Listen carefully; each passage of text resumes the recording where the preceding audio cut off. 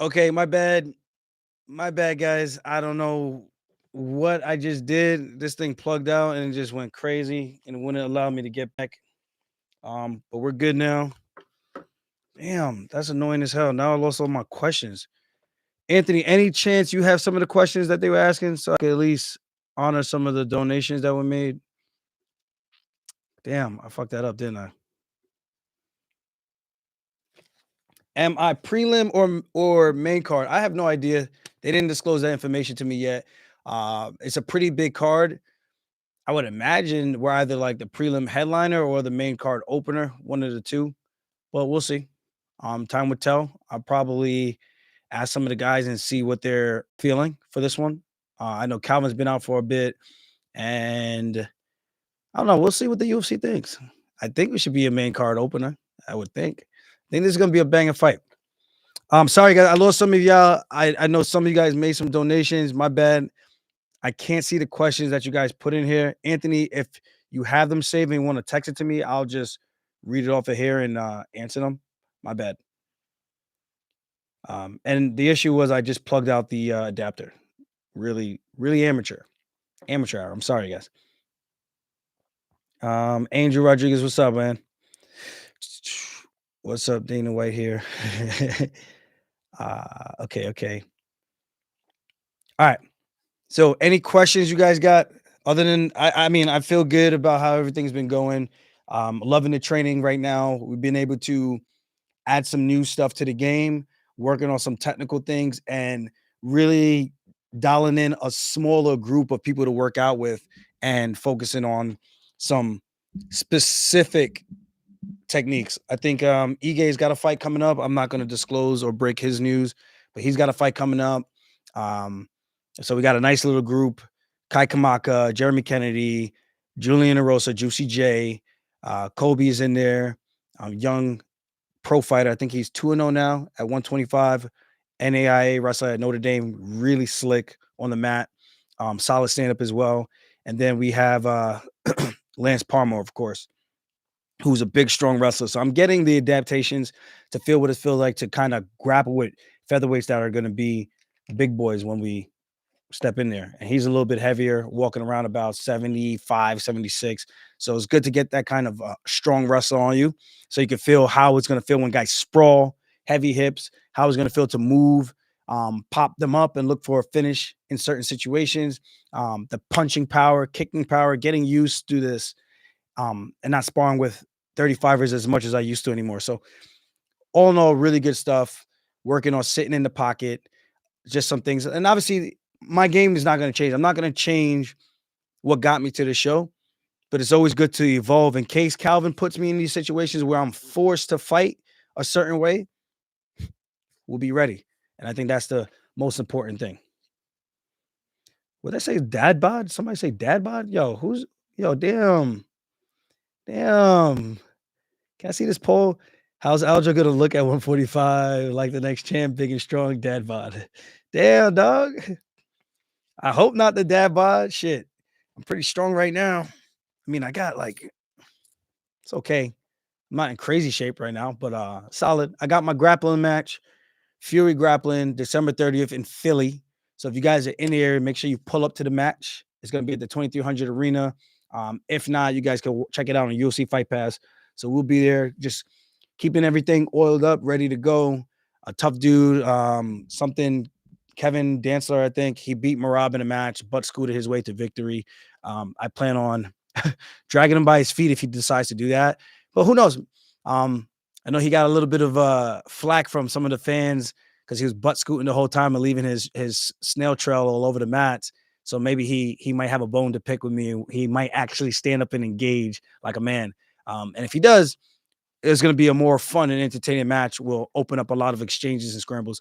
So I look forward to doing that. That's going to be at 160 pounds. So I'm going to have to diet a little bit. I was about 69 pounds, 169 this morning. So I got to get down to that. This is crazy how I still got to cut weight, man. And then I got a match against the one and only babyface assassin, Chase Hooper in Abu Dhabi.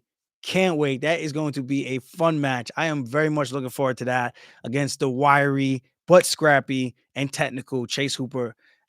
Just don't try to buggy choke me, bro, because I'm gonna have to pick you up and do the spinneroonie. So please, Chase Hooper, don't try to buggy choke me when I pass that guard, because I plan on slicing through that thing like butter. All right. I know you're the bigger, stronger man, but I'm gonna show you what this 145-pound muscle and what this 145-pound weight look like and how it feels when you go up a weight class. I know you went up a weight class too, but I also did the same. I'm gonna have to show you a little wrestling. We got somebody here. Thank you, my man Thomas Boulevant. Hey Chan, what was your toughest fight in your career? Also, could I please get a shout out? Thanks, Chan. Thank you, brother. My toughest fight to date. Um, I mean, the Pedro Munoz one, don't get me wrong, was a tough one, but I was in the driver's seat the whole time, but I was slowing down. So it was kind of nerve wracking knowing like if I make one miscalculated shot or end up on my knees where he can end up in a guillotine position, I could possibly gas out and get tired and make a bad decision because I'm exhausted. And then there's also the Piotr Jan fight, the first one, because I botched my rehydration. I didn't realize the time that I was going to actually fight, because this is my first time fighting in a co-main event slot. So I went from fighting on like the prelims or later prelims to like fighting almost 3.5 hours later. And I completely messed up my rehydration, didn't eat properly. And I felt like I was still cutting weight. And that's why that performance looked like that. People were making it seem like I was just trash, but I was just like, nah, dude, I'm just starving and malnourished, and I feel like I'm cutting weight, and I'm running on fumes right now. So you can imagine a big guy like me who cuts down from 170 plus to 135 and doesn't rehydrate the right way. It's going to be a pretty shitty performance. I'm just too depleted in my glycogen and everything. But that was probably my toughest fight. Especially in the second one, it was a little bit more cruise control. I'm like, this is how I normally feel. And if I felt like this, I feel like the first fight, in my opinion, because he wasn't as prepared, I think it wouldn't have been close. That's just the way I think. But I could be completely wrong, and maybe he would have whooped my ass either way. Whatever. Kai Gray, Aljo the motherfucking champ, easy work, 145, done for. Yeah, man, 100%. Can't wait, man. There's a lot of big challenges. There's Edson Barbosa. There's Sadiq Youssef, who just had a crazy fight against each other. There's Giga Chikadze, who was supposed to fight Josh Emmett. Josh Emmett, who just bounced back from an L, a one-sided L, knocks out Bryce Mitchell. All those on short notice, that was still a nasty and vicious knockout. Then you got Brian Ortega, who's finally back in the mix against Yaya Rodriguez, the rematch, because his shoulder came out in the first fight. There's so many good guys. Ilya Taporia. I can't wait. Arnold Allen, Mosar Evloev. It's going to be a dog pack to kind of get through. And if I could get through this the same way I did at 35, man, that's going to be just for me a huge feather in my cap and something I'm going to appreciate for the rest of my career and the rest of my life. Because it's not easy changing weight classes. There's a couple of things you got to get used to mentally. Coming from fighting the guys who are lighter, where I kind of have my way when it comes to grappling in the room. I get to a position I could dominate, either beat them up or submit them. But I'm also a lot stronger at the time. But then after the weight, I just don't feel the same. So now it's going to be interesting to see how this transition is going to pay off for me in the future. Did I miss somebody? I feel like I missed somebody. Gage Armstrong. Yes, sir. Aljo, Josh Sprague got a busy surgery. What? Got a busy surgery. You fuck with that? I don't know what that means. uh Yo, Damien, you're not oiling up shit, bro. Don't be that guy right now. Josh Spray got a busy surgery. You fuck with that. I don't know what that means, but if you had a surgery, man, best of luck in the recovery. That's never good. And hopefully it makes things better. Cy Guzman. Oh, hey, what's up, Cy?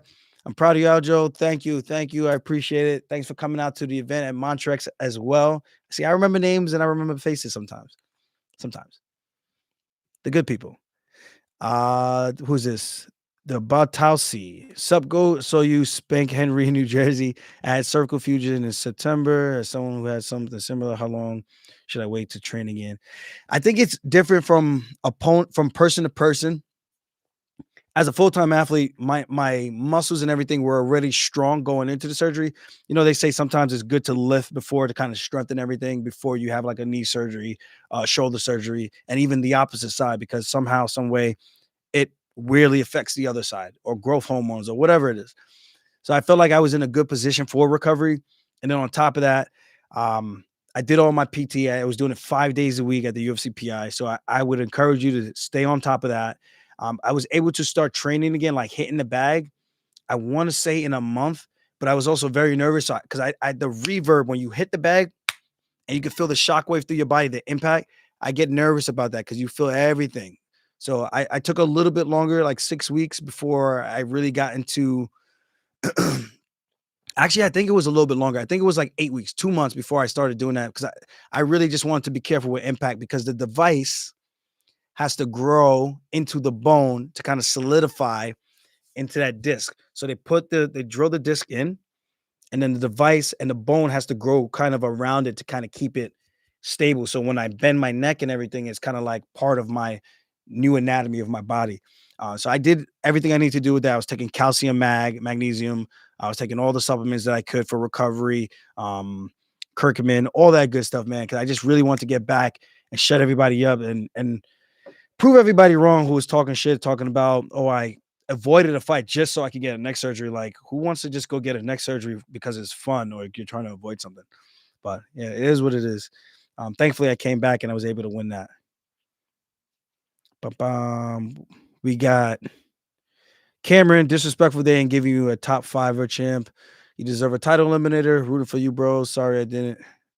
Rooting for you, bro. Sorry I didn't sooner. All good, man. You know what it is? They would have given me a fight bigger if there was an opportunity. One of the early names was Arnold Allen, but I did ask for the O'Malley rematch, and maybe that's why I didn't get the Arnold Allen fight.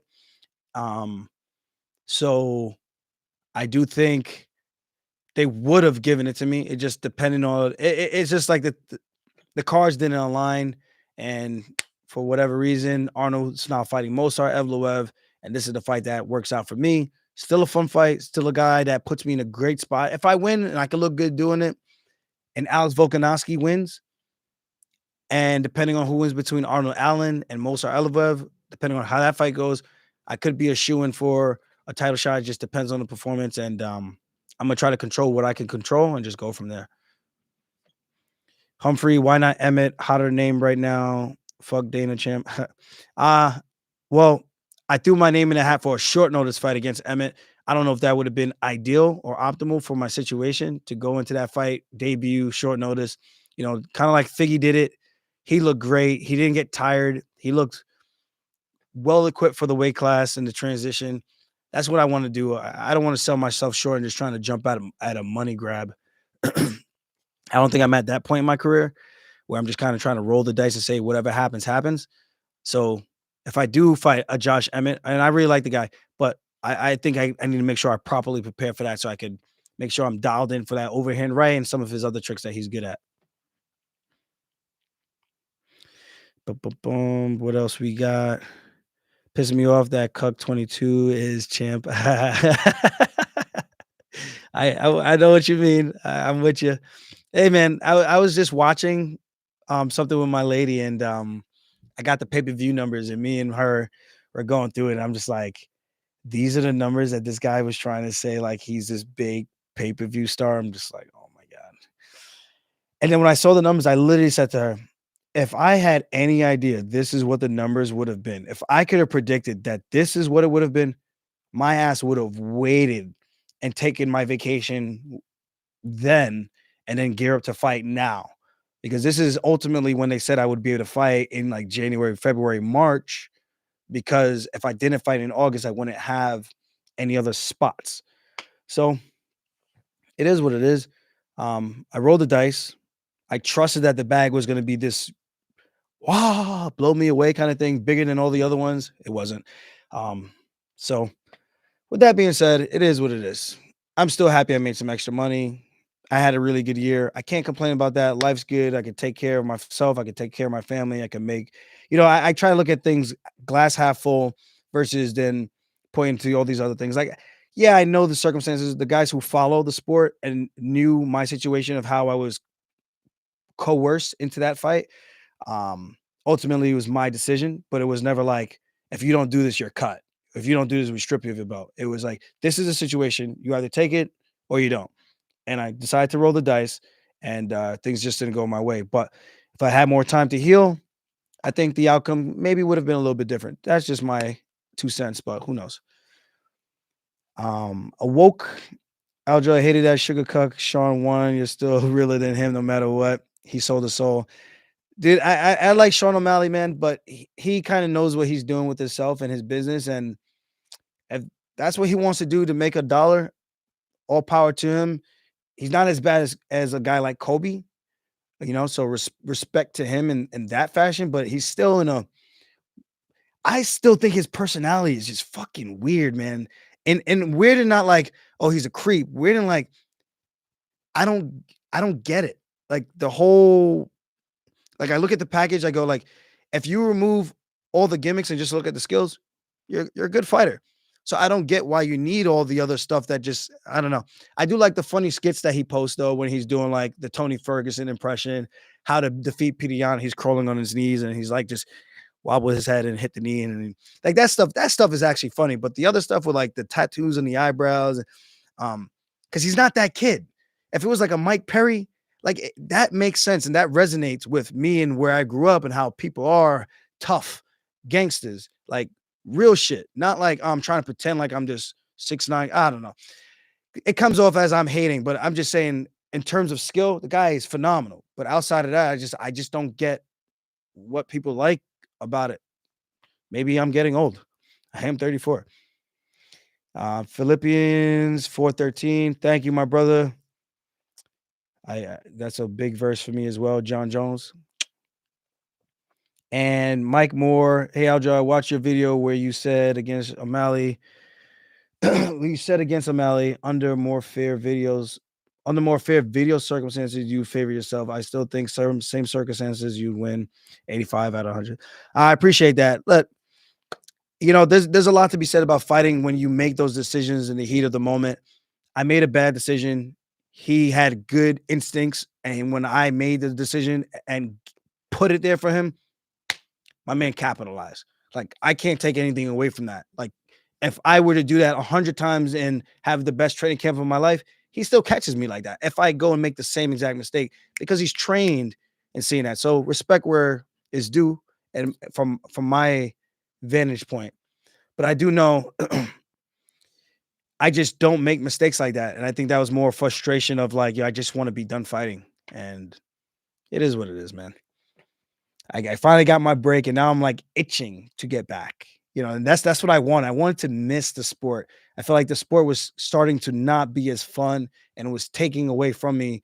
And the reason why I got into to make money, to have fun, travel the world, meet great people, do cool things. And I felt like I was at a point where I was fighting back to back injury. Okay, can I heal? No, you can't heal. Okay, you're gonna fight this day. Oh no, you know what? You're not gonna fight this day. You're gonna fight this way. I'm like, guys, I'm trying to heal. I could have used that time to heal, but instead you told me this, and now you're telling me this. So now that time that I could have used to heal and reset, I no longer have that time because I can't rewind the clock. So this is what happens. I do wish O'Malley a good run as a champion, and Cheeto made a best man win. But again, it's one of those situations where if you're the man, when you're needed, good, you get the opportunities, you get to have things lined up where you have the time to prepare. Sometimes it's not like that for everyone. You've seen like some of these other fighters where they're rushed into other circumstances. And I don't want to call no names. I'm not looking to stir up controversy or anything like that. It's just I call it how I see it.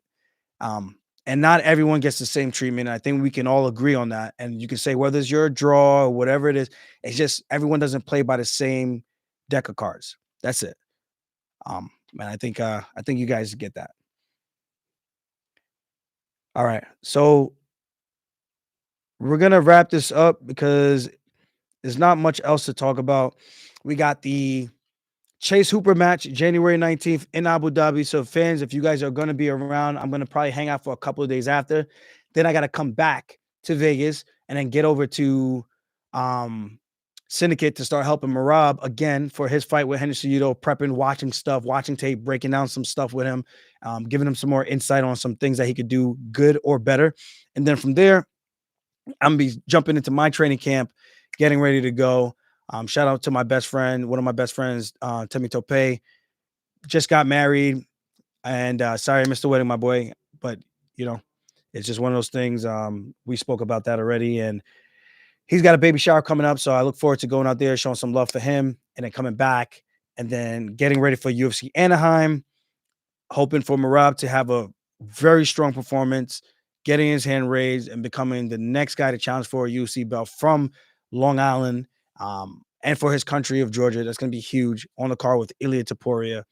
And of course, we got December 30th. That's the first one on deck. And then we finally got approval from TTB. So, guys, if you haven't yet, please go to funkharbor.com, check it out. I put it in the description. You can go there to pre-register for the pre-sale. We have everything rocking and rolling. I can't wait for this release. I'm hoping sometime we have the label ready to go. They said it should be ready to be printed and pushed out to all the product. And if it is, by next week, we could be ready to go by the early new year. And from there, we could all celebrate with some funk, baby. I'm excited about this project. I'm telling you, you will not be disappointed. This is going to be the higher end of the company, and then there's going to be two other ones. There's going to be a white overproof rum.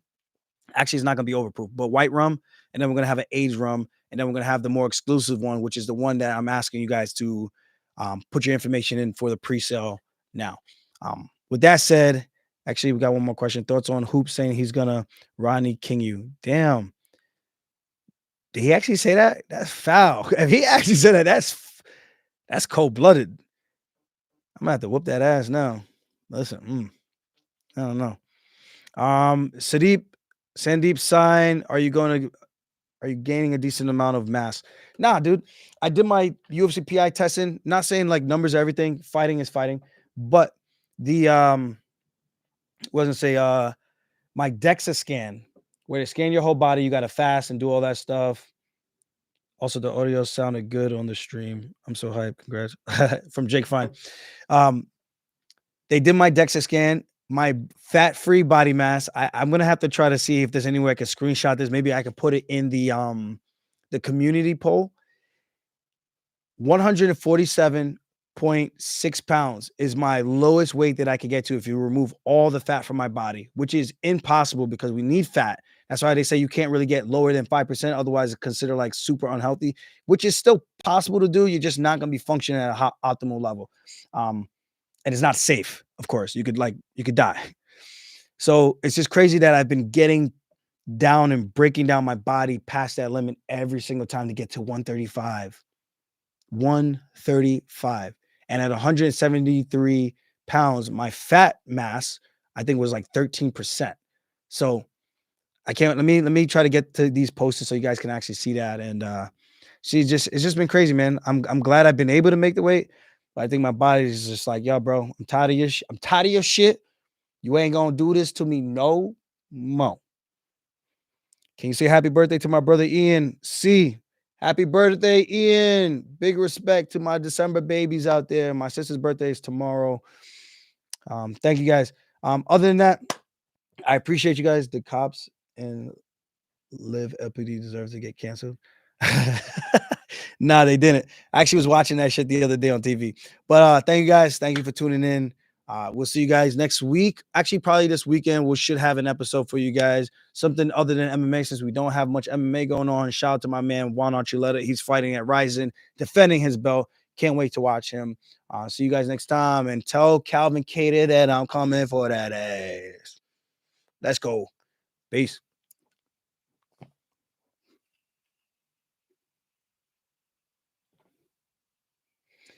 Drew Dober is not gonna fight me.